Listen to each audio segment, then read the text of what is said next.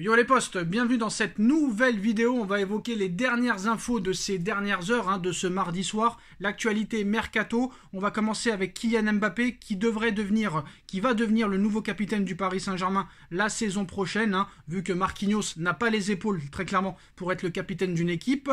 Donc il n'est pas totalement impossible que Kylian Mbappé devienne le capitaine du Paris Saint-Germain la saison prochaine officiellement. Je pense que ça aurait dû être fait déjà depuis cette saison, depuis la saison 2022-2023 très clairement. Marquinhos n'a jamais montré très clairement qu'il était un patron en défense. Il a toujours été fébrile. Depuis le match contre le Real, il est fébrile. Il n'est pas à la hauteur. Il n'est pas au niveau. Il n'est pas rassurant. Et cette élimination avec le Brésil en quart de finale et ce penalty raté ne va pas arranger les choses. Donc pour moi, ce n'est même pas la peine d'attendre la saison prochaine.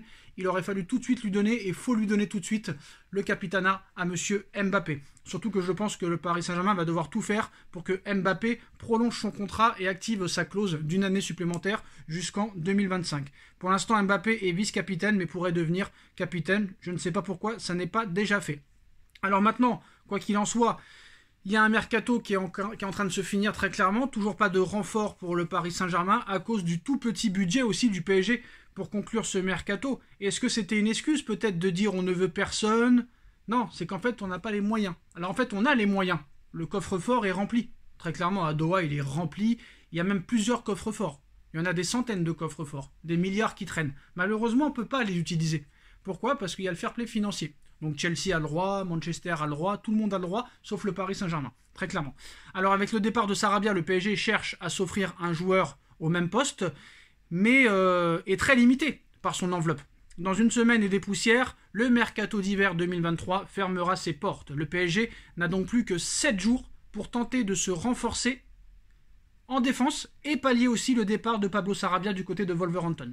Un transfert de l'Espagnol qui a rapporté assez peu, donc très clairement, c'est une honte. Voilà, on va pas se mentir, le club de la capitale a récupéré 5 millions d'euros plus 2 millions d'euros de bonus pas encore effectifs, donc c'est une honte absolue, c'est d'une incompétence incroyable. D'accord, tu économises un salaire, d'accord, tu prends 7 millions d'euros, mais Pablo Sarabia, international espagnol, qui a joué des matchs avec l'Espagne en Coupe du Monde, un mec comme ça en Angleterre, en Italie, en Allemagne, aurait été vendu minimum 20 ou 25 millions d'euros. C'est la réalité des choses. Le PSG ne sait pas vendre. Le PSG ne sait pas faire grand-chose. Galtier aurait souhaité conserver l'ancien Sévillan, mais il a dû se résoudre à le laisser partir face aux piètres prestations du joueur.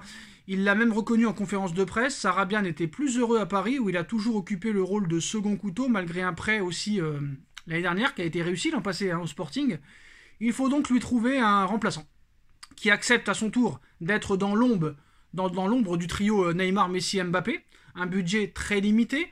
On verra sur le plan offensif si on aura au moins un joueur pour remplacer numériquement Pablo Sarabia, confirmé le coach parisien hier après le large succès 7-0 du PSG contre Pays de Cassel en 16e de finale de Coupe de France. Il s'agit donc du poste pour poste, avec certaines caractéristiques bien déterminées, comme le fait qu'il puisse rentrer vers l'intérieur avec son pied gauche, indique l'équipe. Ça n'est pas tout, le quotidien explique aussi que le budget mercato de Luis Campos est particulièrement limité. La direction ne dispose que de 15 millions d'euros grâce aux 5 millions d'euros du transfert de Sarabia, puis l'économie de son salaire, 5 millions d'euros environ. Il faudra donc probablement passer par un prêt, très clairement. Ça va être compliqué. En plus de ça, on a vu que l'Inter de Milan est en train de pousser très fort pour que la vente de Skriniar se fasse. Alors Skriniar au Paris Saint-Germain dans les prochains jours, est-ce une possibilité? En tout cas, nous on aimerait, très clairement. Nous on aimerait. En tout cas, l'Inter est en train de forcer la vente de Milan Skriniar au Paris Saint-Germain. Donc Skriniar ne prolongera pas son contrat et pour l'Inter, hors de question de le voir partir gratuitement l'été prochain. À 27 ans et 5 ans et demi passés à l'Inter, Skriniar est sur le départ et comme souvent, un divorce se passe rarement bien. Car depuis hier, le défenseur slovaque est devenu, on va dire, maintenant un indésirable, très clairement. Expulsé en plus dès la première mi-temps face à Empoli, Skriniar a vu son agent annoncer publiquement qu'il ne prolongera pas son contrat. Environ un mois plus tard, avant Noël, j'ai informé l'Inter de ma décision de ne pas accepter leur proposition.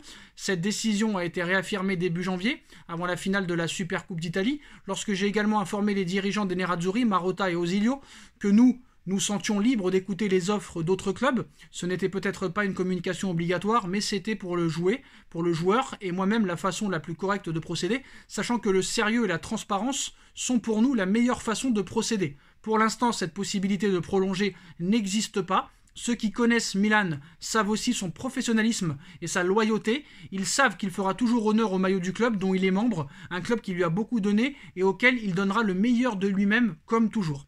Alors l'Inter veut son argent très clairement, ils ne veulent pas le laisser partir libre. Après avoir longtemps affiché leur confiance dans ce dossier dans les médias, les dirigeants interistes ont donc été définitivement fixés. Une nouvelle qui passe mal, mais le club italien doit réagir et vite pour remplacer Skriniar. L'Inter a déjà noté quelques noms, mais aujourd'hui la priorité est surtout de vendre le Slovaque. Comme l'indique ce soir la Gazzetta dello Sport, l'Inter ne veut absolument pas voir partir son défenseur gratuitement l'été prochain, à la fin de son bail. Et pour les Italiens, l'objectif est clair. Il faut l'envoyer au Paris Saint-Germain d'ici le 1er février prochain minuit. Pour l'Inter, Skriniar n'a qu'une option, le Paris Saint-Germain. La raison est simple, seuls les rouges et bleus lui offrent une revalorisation salariale XXL, 9 millions d'euros par an. Le Slovaque n'a donc nulle part d'autre où aller. Un tel scénario ne déplairait pas forcément aux Parisiens. Certes, il pourrait patienter jusqu'à l'été prochain pour le récupérer gratuitement, mais les performances de Marquinhos, de Sergio Ramos, sans oublier la convalescence de Presnel Kimpembe, font que la défense parisienne est très loin d'afficher un visage serein, à moins d'un mois maintenant du choc face au Bayern de Munich. Recruter Skriniar dès ce mois-ci contre une vingtaine de millions d'euros ne serait donc pas une si mauvaise affaire que ça pour le Paris Saint-Germain. Maintenant, voilà, il y a un peu d'amateurisme du côté du PSG, mais je pense que Skriniar, tu peux l'avoir à 20 millions d'euros, très clairement. Maintenant, le problème, moi, je pense que c'est ni le PSG ni l'Inter pour une fois. L'Inter veut le vendre, Paris veut l'acheter. Je pense que l'Inter et le Paris Saint-Germain sont d'accord. Mais pourquoi Skriniar irait au Paris Saint-Germain et ne pas avoir de prime à la signature? Alors que s'il attend l'été prochain, il aura une prime à la signature énormissime. J'ai envie de te dire, la balle est dans le camp de Skriniar. C'est Skriniar qui a les pleins pouvoirs. C'est Skriniar qui décidera, très clairement. Maintenant, à voir ce qui se passera. Est-ce que le PSG va tout faire pour l'avoir? Quoi qu'il en soit, le PSG va devoir débourser 15 millions d'euros, que ce soit cet hiver ou l'été prochain. Soit 15 millions ou 20 millions d'euros à l'Inter cet hiver, ou soit une prime à la signature de 10 millions ou plus l'été prochain. Donc à un moment donné, ça ne change rien pour le Paris Saint-Germain. Il faut absolument que le Paris Saint-Germain se renforce en défense centrale. C'est une obligation. C'est une obligation sine qua non. Sinon, c'est une faute professionnelle. S'il n'y a aucune recrue d'ici le 1er février, ça voudra dire que le Paris Saint-Germain abandonne cette deuxième partie de saison, très clairement, et qu'on serait arrivé à un amateurisme et une incompétence au sommet. Très clairement. Très clairement. Parce qu'avec tous les problèmes que tu as, zéro recrue, je suis désolé, tu peux t'arranger. Il y a tout le monde qui s'arrange en faisant des transferts mirobolants. Tu peux aussi t'arranger. D'accord, je comprends que les 3 de devant te coûtent une fortune. Le Mbappé, 70 millions, le Neymar, 40 millions, le Messi, 40 millions, d'accord. Mais tu peux trouver des solutions, tu peux trouver des prêts, tu peux trouver des choses à faire. Voilà, très clairement. Et puis vendre Sarabia à 7 millions d'euros, c'est de ta faute. Très clairement. Alors d'accord, personne ne voulait peut-être mettre plus, mais quand même, je suis désolé. Ça veut dire que tu n'as pas été assez convaincant dans les négociations, monsieur Campos. Voilà, c'est tout ce que j'ai à dire. Maintenant, l'Inter qui force le départ de Skriniar, les postos. Skriniar au PSG dans quelques jours. Dites-moi en commentaire ce que vous en pensez. On like, on partage, on commente, on s'abonne. Et on se retrouve très vite pour une nouvelle vidéo. Tchuss.